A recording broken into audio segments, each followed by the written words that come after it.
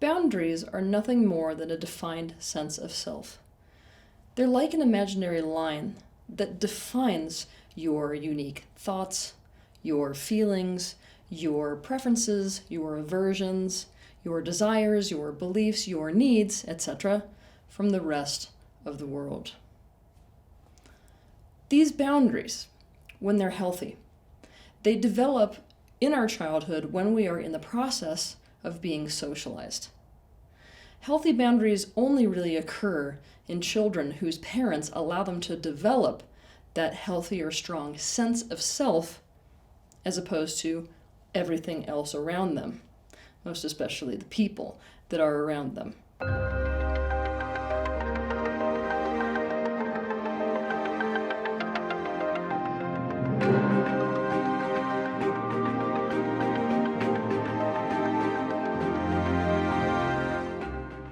Defining your boundaries helps you to make the right decisions for your life. It helps you to get into compatible arrangements in your social life. It helps you to choose the right life. If you want to understand more about boundaries, you can watch my video titled Personal Boundaries versus Oneness: How to Develop Healthy Boundaries. In an ideal world, we would hold our boundaries, we would communicate our boundaries, and we would assert our boundaries in a direct and overt way. Based off of having this healthy sense of boundaries, we would make the right decisions for ourselves. We would choose the right life, and we would get into compatible social arrangements. However, many of us grew up in households where it was not okay for us to have a truth that was different to someone else's truth, much less a personal truth that conflicted with theirs. When this was the case, there were such massive consequences for our being in touch with our truth and living according to it and overtly asserting our sense of self, and therefore asserting our boundaries, that we suppressed our personal truth deep within our subconscious. We stopped living according to it, and instead of overtly asserting our boundaries, we started to assert them manipulatively and covertly. We slipped into the covert boundary pattern. I don't want you to think that manipulation is this ill-intentioned, malicious thing. It isn't. Manipulation is simply what happens when somebody feels like they can't meet a need that they have in a direct and overt way. And so instead, they have to meet it in some indirect and covert way. That's what manipulation is. When a person has to manipulate so as to enforce a personal truth, i.e. a boundary, it is extremely painful for them, as well as for others. It leads to all the pains that come with inauthenticity, and it leads to constant conflict because people will feel that manipulation. Essentially, people are going to feel like they're suddenly in a situation that they didn't agree to. So that you can understand the covert boundary pattern, I have 3 examples for you. The first example is Thea. Thea was raised by a single mother who believed 100% that she had to raise her daughter to be independent and self-sufficient. She wanted her daughter to be the boss. Whenever Thea was sensitive or passive or oriented towards supporting others rather than personal achievement, she would be scoffed at and forced to do things like practice hours of piano and perform in concerts, or get straight A's, or be forced to take after-school classes. Because of having to adapt to her mother's truth, Thea developed a skill of precision, execution of tasks, and self-discipline. Now, in her 20s, this made Thea quite the business commodity.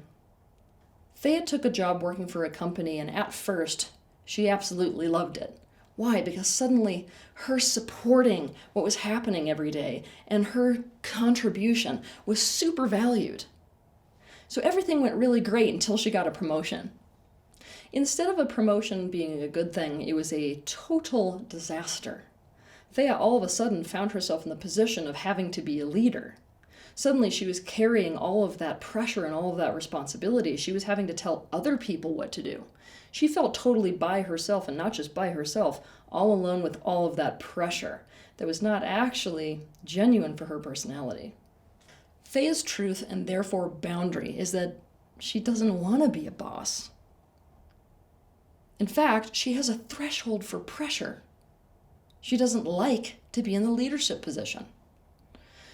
Thea's truth, and therefore boundary, is that she really loves lending her energy as support to somebody else who takes that pressure. She loves contributing and being led and being given tasks to complete. But Thea felt so ashamed of this boundary that she spiraled into self-hate. She was so afraid that asserting it meant that she would be dismissed by the company because she had failed. So, Thea's subconscious mind took over, and instead of asserting this boundary directly, she asserted it in a covert way. On Thea's first project in her new position that she had been promoted to,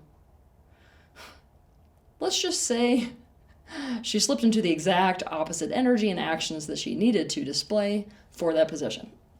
She acted completely incompetent. She made all kinds of mistakes. Her demeanor and manner of speaking was drastically more meek than usual, to the degree that her team felt anxious and looked to her boss for leadership instead, and she became incredibly passive. Totally taken aback by this sudden shift in personality, Thea's boss confronted her about it, but despite this confrontation, Thea's behavior did not change. Thea didn't understand why her behavior didn't change. She was completely taken aback by herself.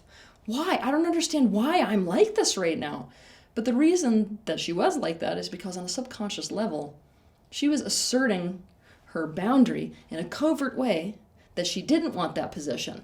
And she was instead manipulatively forcing herself and the other people around her to conform to her actual boundary.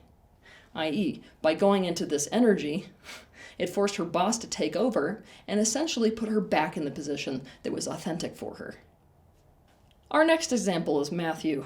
Matthew is obsessed with money, with personal achievement, and with success. Matthew was a very aggressive child to begin with. He was saying, at 5 years old, I'm going to be a millionaire. He also reveled in winning at games or sports or anything where he could take that first place trophy. Uh-oh. Matthew's parents, who both came from wealthy households, both blamed money mentality for the reason they suffered in their childhood. As a result, they disavowed money and told themselves and everybody else that money was the problem on earth. As a result, do you think that they appreciated their son's personality or motivations? Hell no. What they did is they sought to reform Matthew's personality. They sent him to a Waldorf school because the Waldorf school was the one that aligned with their values in life. And Matthew essentially learned that everything that was him was not okay. Both at home and at school, Matthew learned that the only acceptable thing to be was supportive of others, and the only acceptable thing to feel was happy with what you already have, and the only acceptable thing to do was to be of service to the world. At home, he was forced into a position of support relative to his parents and his siblings and his community. His personal successes were not celebrated. In fact, at the biggest deal soccer match of his life, his team won. And all the other kids had parents that were so excited, cheering in the stands, and he had no one. His parents didn't attend. Not only that, he had to walk himself home from the match completely by himself. And as he did that, he realized, if I continue with these things that motivate me, if I continue with this personal truth, I'm going to end up completely alone without anyone. After all, his parents believed that competition was a direct contradiction to equality, which was a value that they believed so strongly in. Oh, by the way, on top of this, Matthew made all of this mean that he was innately a very bad person and was terrified to admit to it. In his adult life, Matthew covertly lived in alignment with this truth. He chose coaching professional soccer as his profession. He told himself that he could be the best and succeed the most and make the most money by making his team the best. But here's the thing. He lost interest immediately in coaching any player who he believed would not take him to the top. Also, often Matthew would prioritize his own financial success over everything else. That means when he would be approached with an offer that would increase the financial gain for that soccer team in his own pockets, regardless of whether that was actually in the best interest of the team or not, he would take that deal because his motivation was financial gain. He would tell himself the story that finances are in the best interest of this group. And it's true, but not compared to other potentials that might be more in the best interest of them in any given moment. Matthew's wife was a successful CEO. When he came into the marriage, he came in with that same mentality. The only way that I can have a relationship is to be a support figure. So he came in promising to support her success. But in the relationship, he forgets to make dinner arrangements, so surprise, surprise, she has to. And he has emotional meltdowns, so she has to spend the time emotionally supporting him. He forgets to arrange for things to be fixed around the house, so she has to take responsibility for the household, and he breaks his word relative to attending parent-teacher conferences and other kid-related tasks. Because his real truth is that he wants a woman to support his success and to take responsibility over the home and the children. Guess what? Matthew's truth and therefore boundary never actually changed since he was 5 years old. What he wants is to go for his individual personal achievement and success. What he wants to be is a financial tycoon. But the thing is, he feels like this truth would make him bad and completely alone, so he denies this truth. He buries it in his subconscious, and he acts subconsciously according to it. But because of this, he is covertly forcing his soccer team to redirect themselves towards his success. His career is not something he is doing because he loves coaching. It is a so that, where he uses it as a means he is not passionate about, so as to get to the ends he is actually passionate about.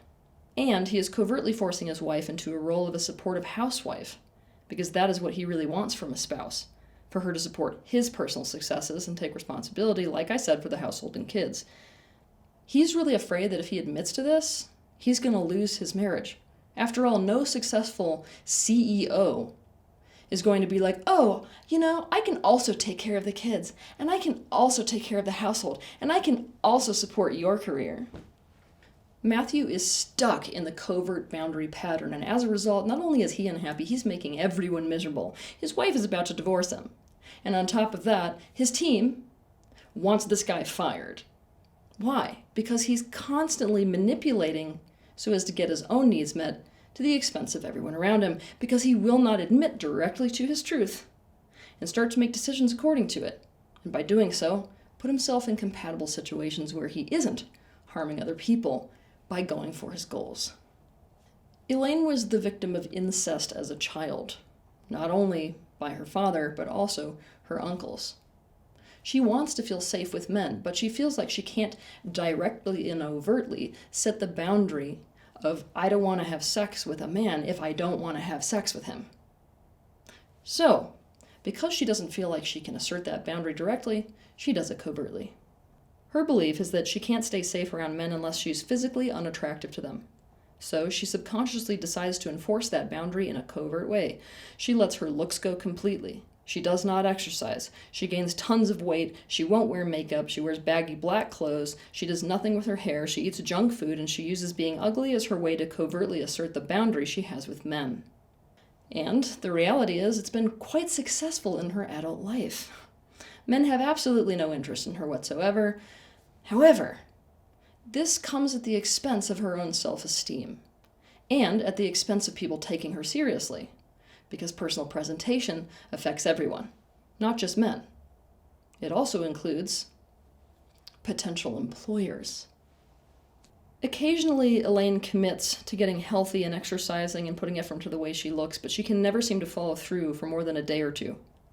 The reason that she can't follow through is that in doing so, she's actually directly opposing her boundary. So going ahead and exercising and taking care of the way she looks feels like self-betrayal to her. But her life would look drastically different if she could directly, overtly assert that need, as opposed to using this manipulative strategy to covertly assert that boundary. When somebody is in this pattern, maybe it's you, it will seem like no matter how hard they try to change something, it never changes. Or no matter how hard they try to do something or make something happen, it's not going to happen. When people are in this pattern, it often makes them feel like they have some limitation or defect. Like some people will honestly think they're losing their mind, because it's almost like no matter how much shadow work you do, or how many seminars you attend, or how many books you read on this, or how many therapists you see, this never changes. And other people around that person will also start pulling their own hair out, because they're desperate for there to be a change that takes place, or for them to do something or not do something, and yet no matter what you do to try to make it happen, It doesn't change anything. So essentially, it's a pattern of unworkability. For example, using our previous example, Thea will be unable to change her meek demeanor and the fact that she keeps making mistakes and her passive behavior no matter how hard she tries to change it. No matter how much shadow work she does or how many seminars she attends or techniques she tries, she will be unable to behave like a strong leader. The reason that you will notice this unworkability pattern, where you can't change anything, you can't make it happen, is specifically because that behavior is serving the person. It is serving them because it is a way of enforcing a personal truth. One of the primary ways that it is serving a person is that it is manipulating other people around them to align with their boundary without having to consciously agree to that boundary. Because after all, when you're ashamed of a specific truth, you don't think anybody's going to align with it. So your only hope of getting them to is to manipulatively force them to. If something doesn't change, and you can't make something happen no matter how hard you try, what that means is that you are up against resistance.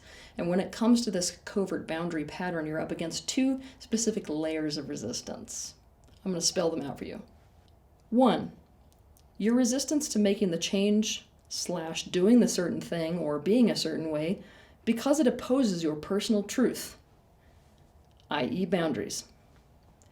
2, your resistance to seeing the truth about yourself / being honest with yourself and others about that truth you don't want to see. Because this is the case, you must deal directly with and resolve your resistance first. Because this covert boundary pattern involves so much resistance, including resistance that you are going to identify as an internal self-saboteur, I would love for you to watch 3 of my videos. The first, titled Urgent, deal with your resistance before you do anything else. The second, titled Resistance is Not Always a Bad Thing, and the third, titled There is No Such Thing as Self-Sabotage. There are also some questions that you would majorly benefit by asking yourself. What does my behavior, intentional or not, force other people to do or to not do? And what does that mean about what I truly want? Have I been trying to hide something from myself? Is there something I feel ashamed to admit to? If I could do or be anything at all right now with the snap of my fingers and people would not only be happy about it, but also consider me good for it, what would it be? If I could trade places with anyone else's life with the snap of my fingers and people would not only be happy about it, but would also consider me good for it, whose life would I want?